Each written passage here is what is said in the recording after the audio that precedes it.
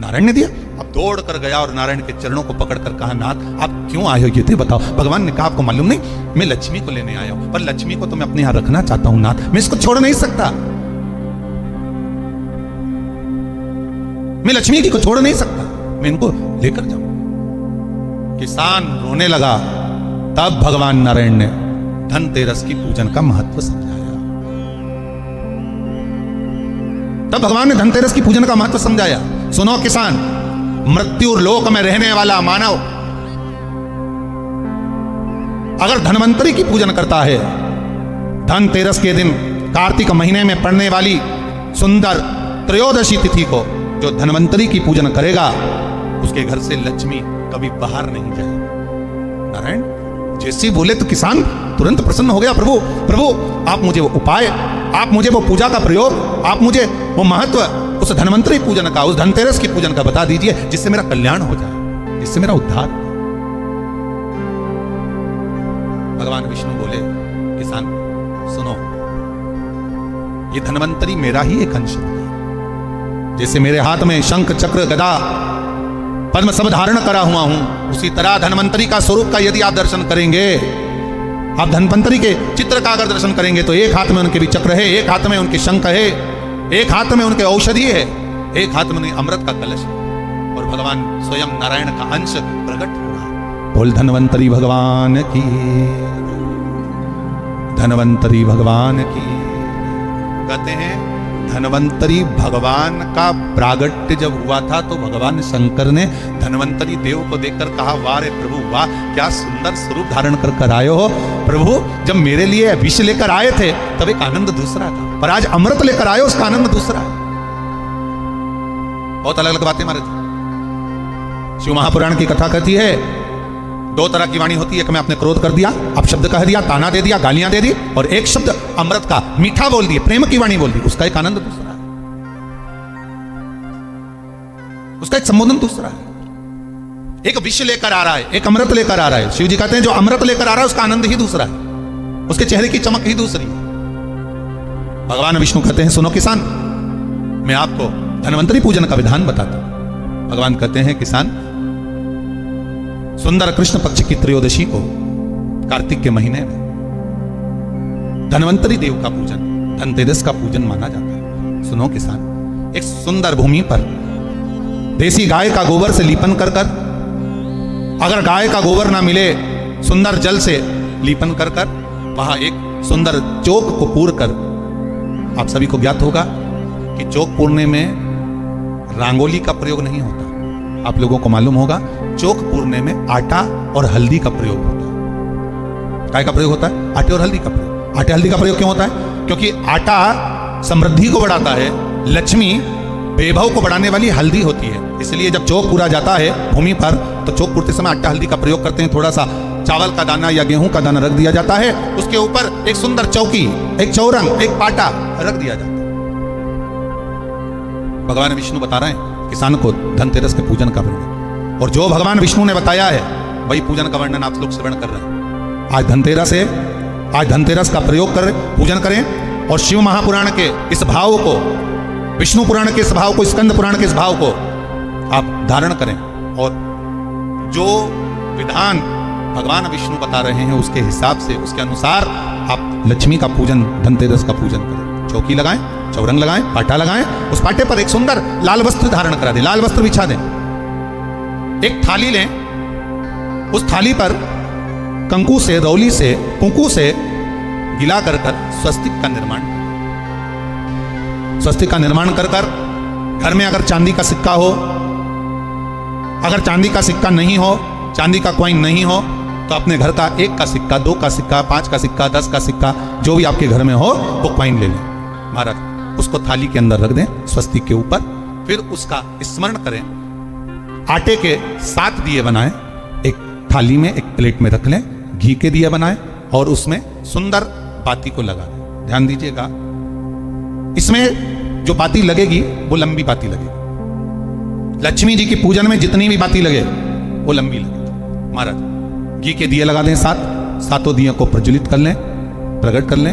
एक दिया तेल का लगा लें, तेल का जो दिया लगाया है, जहां पर आपने सिक्का रखा है, कॉइन रखा है, उसका लेफ्ट हैंड, मतलब आप ऐसे बैठे हो तो आपका सीधा हाथ की ओर आप तेल का दिया लग दें, और जो 7 दिए आपने लगाए हैं वो लक्ष्मी जी के राइट हैंड, मतलब आपका लेफ्ट हैंड हो गया, लक्ष्मी जी का राइट हैंड, आपका लेफ्ट हैंड हो गया, आपका उल्टा। वहां पर 7 दिए जो आपने प्रज्वलित करे हैं वो प्लेट में रखें। सुंदर थाली जो आपने पूजन की तैयार करी है उसमें कुंकू, रोली, हल्दी, अबीर, गुलाल, चंदन, मौली, लाल धागा, मौली, अमरबेल के टुकड़े, कमलगट्टे, हल्दी की गांठ, सुंदर भाव में उसको रखें। जल का पात्र सुंदर आनंद से, जो क्वाइन चांदी का और देसी क्वाइन आपने जो रखा है उसका जल से पूजन करें। लक्ष्मी पूजन का समय अलग अलग होता है, पर धनतेरस की पूजन का जो समय है वो प्रदोष काल से प्रारंभ हो जाता है। कब से प्रारंभ हो जाता है? प्रदोष, क्योंकि शिव के द्वारा निर्मित है लक्ष्मी पूजन का। महाराज क्वाइन का पूजन करें, कंकु आदि से पूजन करने के बाद दोनों सिक्कों को उठा लें, दोनों क्वाइन, जो चांदी का सिक्का है और जो देसी क्वाइन है उसको उठाकर उस पर जो कलेवा है, मौली है, नाड़ा है, लच्छा है, उसको लपेटना प्रारंभ कर दें और उसको लपेटें।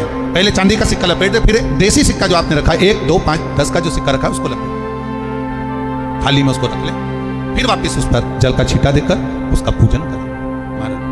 हल्दी, रौली, मौली, चंदन आदि लगाकर सुंदर भाव से चावल को हल्दी में भिगो लें और पीले चावल कर उल्टे हाथ में चावल लेकर माता लक्ष्मी के ऊपर जो 2 सिक्के रखे हैं उनका पूजन करें। साथ में जब चावल छोड़ते जाएं तो गणेश जी का भी स्मरण करते जाएं। हे रिद्धि सिद्धि के दाता श्री गणेश जी महाराज, आप हमारे यहाँ पर सदा माता लक्ष्मी को लेकर, कुबेर भंडारी को लेकर सदा विराजमान रहें, नारायण को लेकर सदा विराजमान रहें। चावल छोड़ते जाएं और बाबा से विनती करते जाएं, माता लक्ष्मी से निवेदन करते जाएं।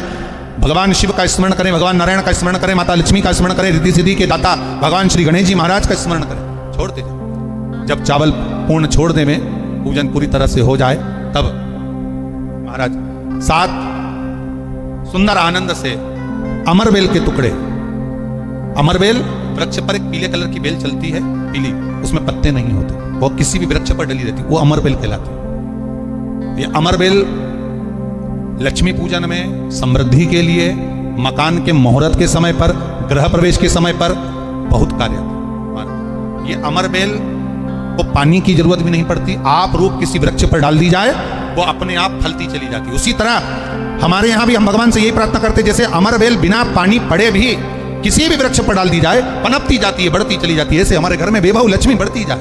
अमरबेल के 7 टुकड़े, कमलगट्टे 7, हल्दी की गठान 7 माता लक्ष्मी को समर्पित कर दें। दोनों हाथों में हल्दी पिसी हुई लीजिए और माता लक्ष्मी के ऊपर उसे चढ़ाना प्रारंभ कर दीजिए। 7 बार पिसी हुई हल्दी वो सिक्कों पर चढ़ा दें, अपनी मनोकामना कर अपने घर में माता लक्ष्मी को विराजमान करने के। जब हल्दी पूर्ण चढ़ जाए, हाथ में कुंकू ले लीजिए, रोली ले लीजिए, उस रोली कुंकू को भी माता लक्ष्मी को समर्पित करें। तब इसके पश्चात सुंदर जो भी घर में मिष्ठान हो, मीठा हो, नहीं हो, शक्कर हो, गुड़ हो, मिश्री हो, जो भी आपके पास में हो, खड़ी शक्कर हो, वो भगवान को माता लक्ष्मी को भोग रख दीजिए। अगर कुछ मीठा बना हो तो मीठा रख दीजिए। महाराज घर में संपूर्ण पूजन कर आपके घर में जो देवालय में भगवान बैठे हैं उनका भी पूजन करिए। पूजन करने के पश्चात आप माता लक्ष्मी से निवेदन करिए, हे माँ आप हमारे यहाँ सदा विराजमान हो। महाराज ये जो पूजन है भगवान विष्णु जो बता रहे हैं किसान को, ये 5 दिन की पूजन है पूरी। आज कौन से दिन का पूजन बता रहे हैं? पहले दिन का। आज धनतेरस से रूप चौदस, अमावस्या, एकम और दूज, ये 5 दिन तक दीपावली का पर्व मनाया जाता है, दीप महोत्सव मनाया जाता है। पूजन करने के बाद जो 7 दिए आपने प्लेट में रखे हैं, थाली में रखे हैं पूजन के लिए, घी के, उन 7 दियों से माता लक्ष्मी की आरती उतारी। उन 7 दियों से माता लक्ष्मी का पूजन करिए, माता लक्ष्मी से विनती करिए,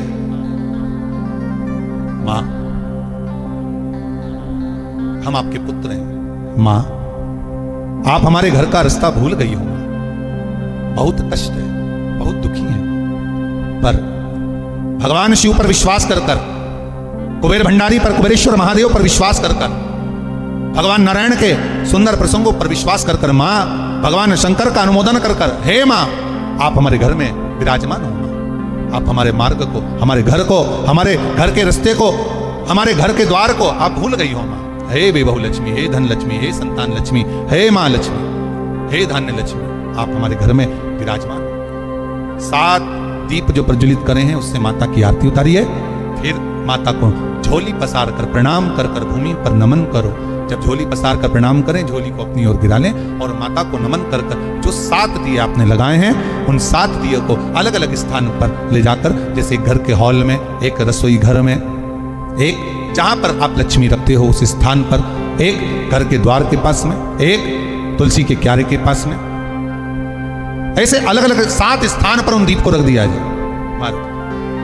एक भगवान का जहां पूजन हुआ है, लक्ष्मी की जहां आराधना करिए, एक दीप वहां पर भी रखा जाए। जो तेल का दिया लग रहा है उसके पास में, फिर कहेंगे तेल का दिया माता लक्ष्मी के उल्टे हाथ पर और घी का दिया माता लक्ष्मी के सीधे हाथ पर। मतलब जो सिक्के आपने रखे हैं उस सिक्के का उल्टा हाथ तेल का, मतलब आपका सीधा हाथ होगा जहां तेल का दिया रखाएगा, और जहां आपका उल्टा हाथ होगा जहां पर घी का दिया लगा, वहां माता जी का सीधा हो गया, आपका उल्टा।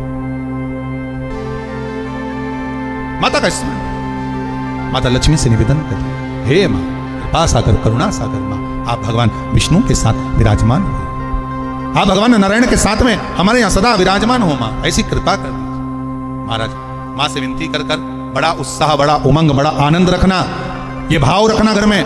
भगवान विष्णु कहते हैं किसान से, हे किसान, आपने अगर धन्वंतरी की पूजन करी है, धनतेरस की पूजन करी है, कोई वस्तु कोई सामग्री अगर आप लेकर आए हो, कोई पात्र लेकर आए हो, कोई तांबे का पात्र लाए हो, जो भी वस्तु आप नहीं लेकर आए हो उसका भी पूजन उसी दिन कर लेना चाहिए,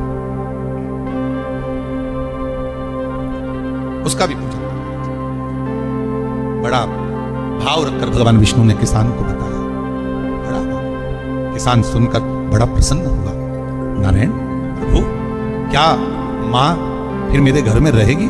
भगवान कहते हैं सुनो किसान, ये लक्ष्मी अगर आप धन्वंतरी का पूजन करते हो, धनतेरस का पूजन सुंदर कार्तिक के महीने की कृष्ण पक्ष की त्रयोदशी को अगर आप कर रहे हो, तो ये लक्ष्मी भले मेरे साथ वैकुंठ में जाकर रहे, पर लक्ष्मी का एक अंश तुम्हारे घर से कभी नहीं जाएगा, वो सदा विराजमान रहेगा। ऐसी है मां धन्वंतरी की पूजन। श्री शिवाय नमस्तुभ्यम, हर हर महादेव, जय महाकाल। भक्तों, आज गुरुजी ने धनतेरस की पूजा की विशेष विधि बताई। अगर आप इस विधि से धनतेरस की पूजा करते हैं तो आपके घर में पूरे साल धन वैभव की, माता लक्ष्मी की कृपा रहती है और किसी भी प्रकार की धन से संबंधित समस्या आपके घर में नहीं रहती। तो उम्मीद करता हूँ कि आपको पूरी विधि समझ आई होगी। अगर नहीं आई तो आप दोबारा से वीडियो देखकर पूरी विधि को समझकर अच्छी तरह से पूजा करिए। अगर आप ये पूजा करेंगे तो पूरे साल आपके घर में लक्ष्मी जी की कृपा बनी रहेगी। अगर आपको वीडियो पसंद आया तो वीडियो को लाइक जरूर करना। श्री शिवाय नमस्तुभ्यम, हर हर महादेव, जय महाकाल।